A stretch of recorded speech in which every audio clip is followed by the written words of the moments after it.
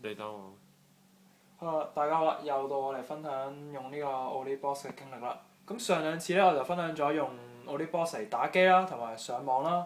咁今次咧呢一環咧，相信大家都好 concern 嘅，就係我哋用 OlliBoss 嚟睇片啦。咁唔講咁多，睇下個鏡頭先，大家係啦。咁咧其實我已經係播緊呢個周星馳嘅《西遊記》嘅仙履奇緣，咁大家睇下個質素如何啦。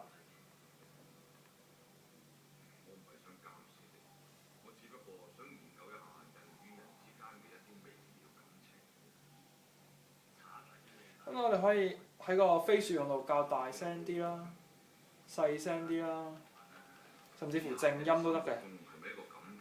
咁咧，其實如果你想飛片咧，都好容易嘅啫。你用飛鼠用啦，撳左鍵一下，然之後撳你想去嘅段落，跟住咧等佢緩衝一下。嗱，即刻睇到你見到個速度咧係唔慢嘅，而我哋亦都係用緊呢個 WiFi 啦。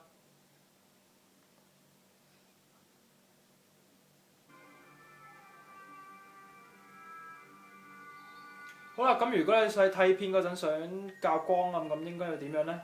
喺呢度亦都見到啦，光暗嘅亮度可以隨意調控啦，我哋聲啦、光暗啦、停片啦、飛片啦，咁你見到係好易操作，而且你見到用 WiFi 連接嘅速度咧係一啲都唔慢嘅。咁咧，所以證明咧呢個 OlliBoss 咧用嚟睇片咧係絕對 work 嘅。